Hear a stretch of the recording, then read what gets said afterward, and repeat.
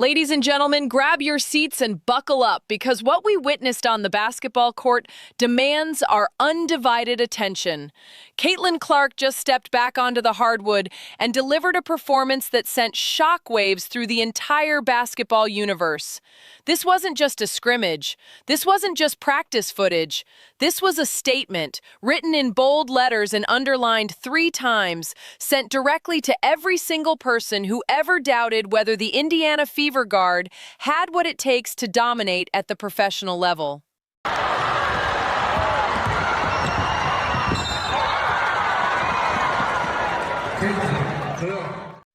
We need to talk about what just happened because the implications are enormous and frankly, the basketball world is not ready for what is coming. Caitlin Clark came back with a vengeance. Those are the only words that accurately describe what unfolded.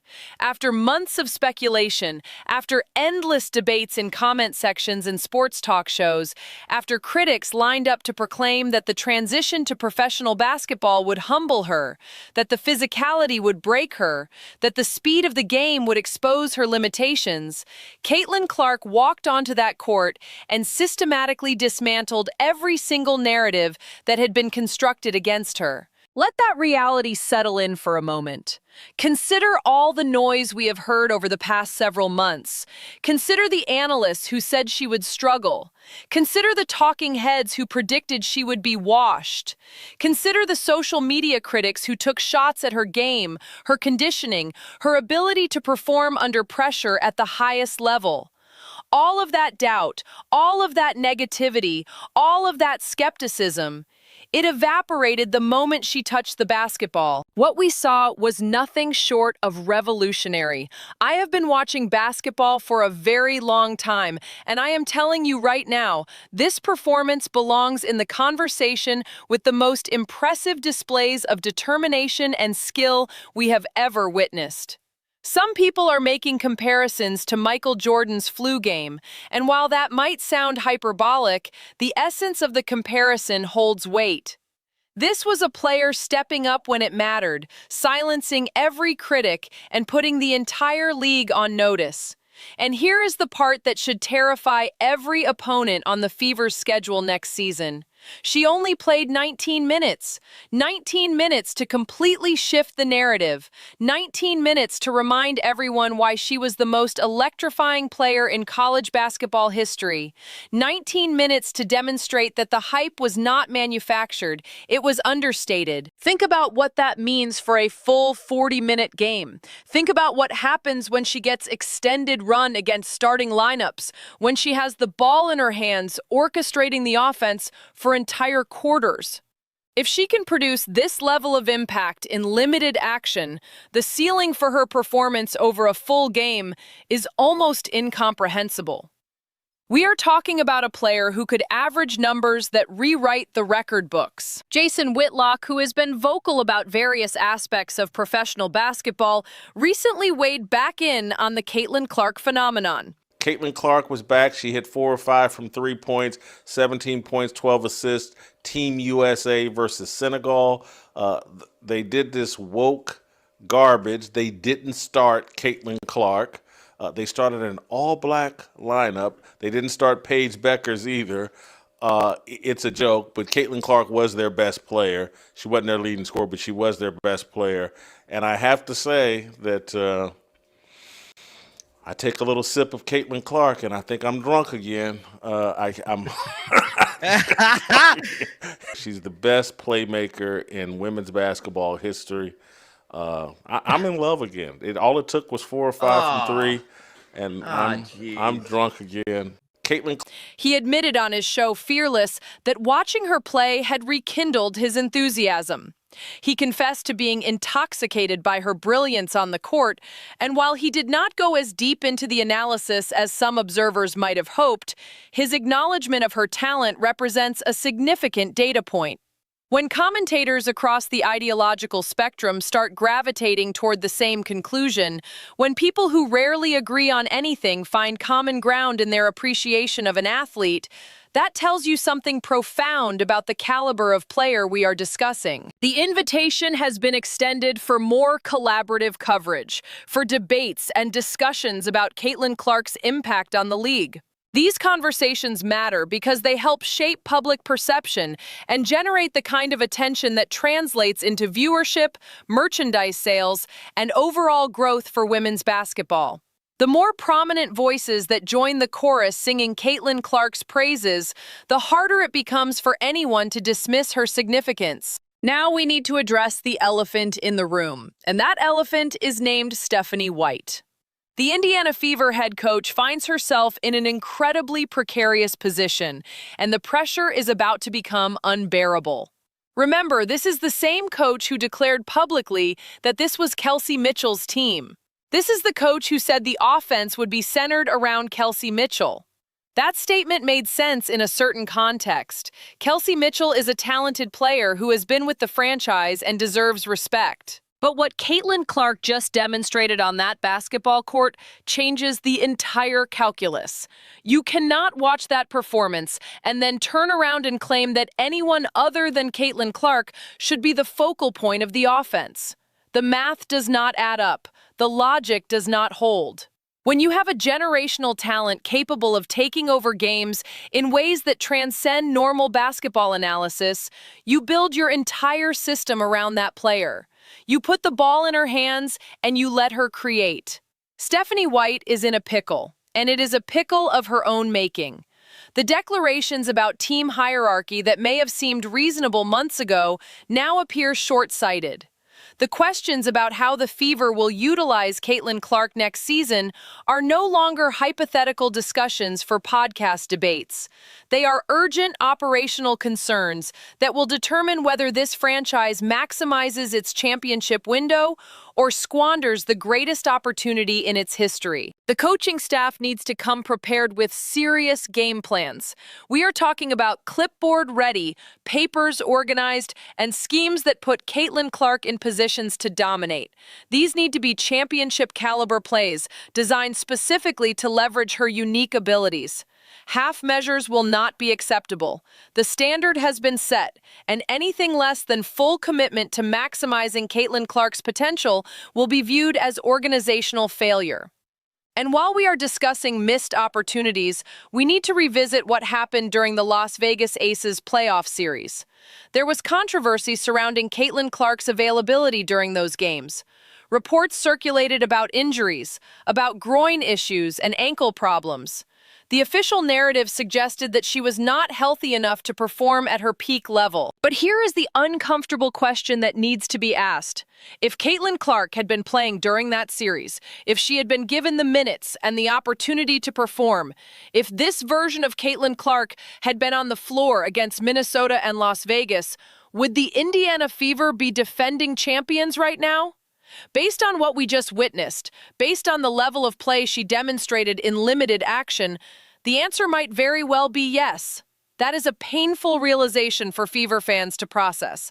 The possibility that organizational decisions, coaching choices, or overly cautious injury management may have cost this team a championship will haunt the franchise until they actually win one. The only way to exercise those demons is to ensure that moving forward, Caitlin Clark is given every opportunity to lead this team to the promised land. She should be a champion right now. That statement might sound presumptuous, but the evidence supports it. The talent was there, the determination was there, the ability to perform under pressure was there. What was missing was the opportunity, and that opportunity was denied by decisions made within the organization. Those responsible need to answer for those choices, not through public condemnation, but through changed behavior moving forward. Speaking of her physical condition, there is an aspect of this story that has flown somewhat under the radar. Caitlin Clark looks different. Not different in a negative way, quite the opposite. She appears leaner, more agile, more explosive. The bulkier physique that characterized portions of her rookie season has been replaced by a more streamlined athletic frame. The muscles that some observers noted during her first professional campaign have been refined into a more basketball-specific build. Whatever adjustments she made during the offseason in terms of conditioning and training, they appear to be paying dividends. This is a player who is constantly evolving, constantly refining her game, constantly searching for competitive advantages. While others might rest on their laurels after a successful rookie campaign, Caitlin Clark apparently spent her time off analyzing her weaknesses and addressing them systematically. That mentality, that relentless pursuit of improvement, is what separates good players from great ones and great players from legends. Nobody is really talking about this physical transformation, but they should be. It represents the kind of dedication and professionalism that championship players exhibit. She did not spend her offseason coasting on her accomplishments. She spent it getting better. The CBA situation looms over everything like a storm cloud that refuses to dissipate. And here is where the frustration reaches its boiling point. The negotiations feel like they are being conducted by people who do not fully appreciate what is at stake. There is a once-in-a-generation talent ready to carry this league to unprecedented heights of popularity and profitability, and the machinery that should be facilitating that ascension is instead mired in bureaucratic gridlock. Some observers have suggested extreme solutions. There is talk of replacement players, of allowing those who want to sign to proceed, while those who wish to continue negotiating can do so from the sidelines. The logic is simple. If certain players do not want to agree to terms, let them continue their negotiations separately. But for those who are ready to play, for those who understand that the product needs to be on the court, let them sign and let them compete. These are desperate ideas born from desperate circumstances. When fans start floating the notion of fundamentally restructuring how labor agreements function, that tells you how badly they want to see basketball. The suggestion that non-signers could simply be replaced speaks to the depth of frustration that has accumulated during this process. The passion in the fan base is real and it is powerful. People are emotional about this. They have invested time and energy into following Caitlin Clark's career since her days at Iowa. They watched her break records. They witnessed the rivalry with Angel Reese. They saw her transition to the professional ranks and experience the typical rookie struggles before finding her footing. They have been on this journey, and now they are being told that the journey might be put on hold indefinitely because of contract disputes. That is an unacceptable outcome for everyone involved. The league needs the revenue that Caitlin Clark generates. The owners need the attendance and merchandise sales. The other players need the rising tide that lifts all boats. The media needs the content. The sponsors need the exposure. Everyone benefits when Caitlin Clark is playing basketball. Everyone suffers when she is not. Some fans are so dedicated that they have contemplated traveling to Manhattan themselves, booking hotel rooms near where the negotiations are taking place just to be close to the action and perhaps voice their support for getting a deal done. That level of commitment might sound excessive, but it illustrates just how deeply people care about seeing this season happen. The Fever organization itself is now operating under intense scrutiny. Every decision they make regarding coaching, player personnel, and strategic direction will be analyzed and criticized. They have the most valuable asset in women's professional basketball, and with that asset comes responsibility. The responsibility to build a supporting cast that maximizes her abilities. The responsibility to implement offensive systems that leverage her unique skill set. The responsibility to create an environment where she can flourish and lead the team to championships. Failure is not an option. Not because failure is never acceptable, but because the stakes have become too high. The expectations have been set. The platform has been established. Now it is time to deliver. There is another dimension to this story that deserves attention. The new CBA reportedly contains provisions that could affect player movement. Specifically, there are discussions about whether rookies who make first team can be restricted in terms of changing teams. Caitlin Clark has already achieved first-team status, which means if these provisions pass, she would have leverage that most players in her position would not possess. There are teams across the league that would gladly welcome her services if she ever became available. This is not about running a smear campaign against the Indiana Fever or suggesting that Caitlin Clark should leave. It is simply about acknowledging market realities. When you have a player of her caliber, other organizations will always be interested. The Fever need to understand that they are competing not just against other teams on the court, but against other organizations for the privilege of having Caitlin Clark represent their franchise. For those who have been following this story from the beginning, for those who watched Caitlin Clark dominate at Iowa and predicted that she would do the same thing in the WNBA, this moment feels like vindication. The critics have been silenced, at least temporarily. The skeptics have been forced to recalibrate their predictions. The narrative has shifted decisively in her favor. But this is just the beginning. What we saw was a preview, a trailer for the main feature. When the season actually starts, when the games count in the standings, when the playoffs arrive and every possession matters, that is when we will truly understand the magnitude of what Caitlin Clark represents. Can you imagine what it will be like when she is playing full games at this level? It will feel like Christmas every time the Fever take the court. The anticipation, the excitement, the knowledge that you are about to witness something special. That is the gift Caitlin Clark gives to basketball fans. She is ready to wreak havoc. She has the receipts on everyone who doubted her, and she is prepared to collect. Every negative tweet, every dismissive comment, every hot take predicting her downfall, she remembers all of it.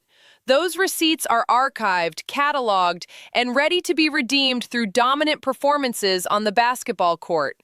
And if there is one thing we have learned about Caitlin Clark, it is that she plays with a chip on her shoulder the size of a basketball arena. The revenge tour is loading, the countdown has begun, and when it officially launches, the WNBA better be ready, because Caitlin Clark is coming, and she is not taking prisoners. She is about to put belt to every opponent who ever underestimated her, every player who ever assaulted her on the court, every commentator who ever dismissed her potential. Nobody is going to stop her. Looking at the landscape of the league, there is no team, no defensive scheme, no individual player capable of containing what Caitlin Clark is about to unleash.